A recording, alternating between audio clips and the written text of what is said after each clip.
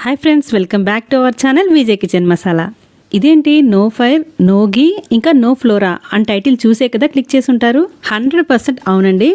దీనికి స్టవ్తో పనే లేదనమాట ఈ స్వీట్ చేసుకోవడానికి. ఈ దీపావళికి క్విక్ అండ్ ఈజీగా వితిన్ మినిట్స్లో చేసేసుకోవచ్చు ఈ స్వీట్ని. డ్రై ఫ్రూట్ స్టఫింగ్తో చూస్తున్నారు కదా, డెలీషియస్ స్వీట్ అయితే ఈరోజు మనం చేసుకోబోతున్నాము. మరి అది ఎలా చేయాలో లేట్ చేయకుండా వీడియోలోకి వెళ్ళిపోదాం పదండి. ముందుగా ఒక మిక్సీ జార్ తీసుకొని అందులో 2 స్పూన్స్ జీడిపప్పును వేసుకోవాలి. నెక్స్ట్ 2 స్పూన్స్ బాదం పప్పుని యాడ్ చేసుకోవాలి. నెక్స్ట్ 2 స్పూన్స్ నువ్వుల్ని యాడ్ చేసుకోవాలి. ఈ మూడింటిని మెత్తగా గ్రైండ్ చేసుకోవాలి. కావాలనుకుంటే కొద్దిగా బరకగా కూడా గ్రైండ్ చేసుకోవచ్చు. ఇలా మెత్తగా గ్రైండ్ చేసేసుకోవాలి. నెక్స్ట్ ఇదే మిక్సీ జార్లో 2 స్పూన్స్ ఎండు ద్రాక్షను యాడ్ చేసుకోవాలి. అలాగే గింజలు తీసేసిన ఖర్జూరాల్ని కూడా ఒక 2 యాడ్ చేసుకోవాలి. నెక్స్ట్ ఇందులో బెల్లం యాడ్ చేసుకోవాలి, ఒక 2 స్పూన్స్. నేను ఇక్కడ ఆర్గానిక్ జాగరీ పౌడర్ యూస్ చేశాను. ఇదే వాడాలని ఏం లేదనమాట. నార్మల్ బెల్లాన్ని కూడా దంచేసి యాడ్ చేసేసుకొని ఈ విధంగా గ్రైండ్ చేసేసుకోవాలి. నెక్స్ట్ దీన్ని ఒక ప్లేట్లోకి ట్రాన్స్ఫర్ చేసుకోవాలి మొత్తం కూడా. మనం ఇందులో యూస్ చేసిన డ్రై ఫ్రూట్స్, నువ్వులు వీటికి ఆయిల్ వచ్చేస్తుందండి. ఇక్కడ చూస్తున్నారు కదా, మంచిగా ఆయిలీగా ఉంది. సెపరేట్గా ఘీ ఏమీ చేతికి రాసుకోవాల్సిన అవసరం లేదు. ఇలా చిన్న చిన్న ఉండల్లాగా చేసుకోవాలి. మొత్తం అన్నిటినీ కూడా చిన్న చిన్న బాల్స్లా చేసుకొని పక్కన పెట్టుకోవాలి. ఈ విధంగా అన్నిటినీ చేసేసి పక్కన పెట్టేసుకోవాలి.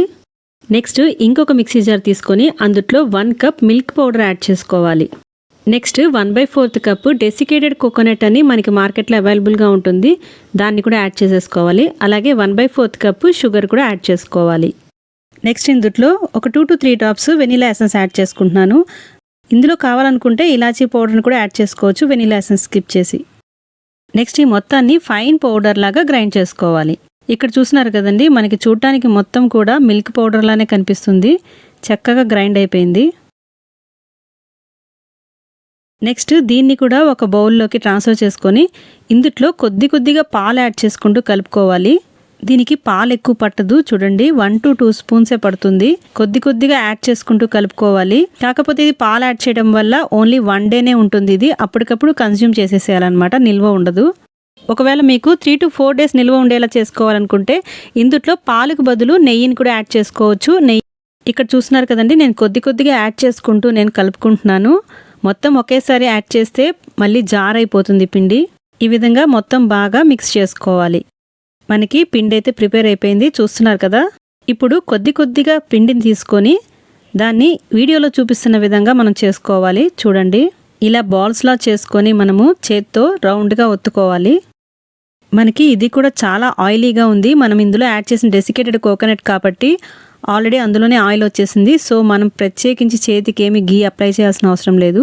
చూస్తున్నారు కదా, ఈ విధంగా మొత్తం కూడా మనం ప్రెస్ చేసుకొని దీని లోపల మనము స్టఫ్ చేసుకోవడానికి ఈ డ్రై ఫ్రూట్స్ ఉండని పెట్టి స్టఫ్ చేసుకోవాలి. వీడియోలో చూపిస్తున్న విధంగా ఈ విధంగా స్టఫ్ చేసుకోవాలి.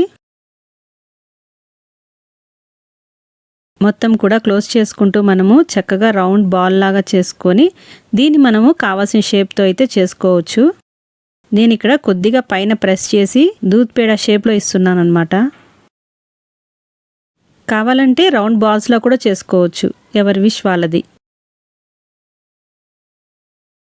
ఇదే విధంగా మొత్తం అన్నిటినీ కూడా మనము ప్రిపేర్ చేసేసుకోవాలి. సో నేను అన్నిటినీ చేసేసి మీకు చూపిస్తాను.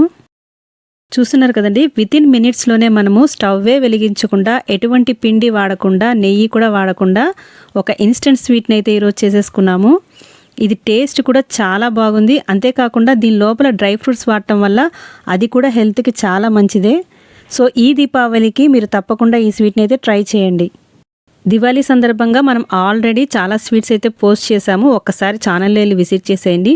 మీకు ఈ వీడియో నచ్చినట్లయితే లైక్ చేయండి. అలాగే మీ ఫ్రెండ్స్ అండ్ ఫ్యామిలీ మెంబర్స్కి ఈ వీడియోని షేర్ చేయండి. మరో డెలీషియస్ రెసిపీతో మళ్ళీ కలుసుకుందాం.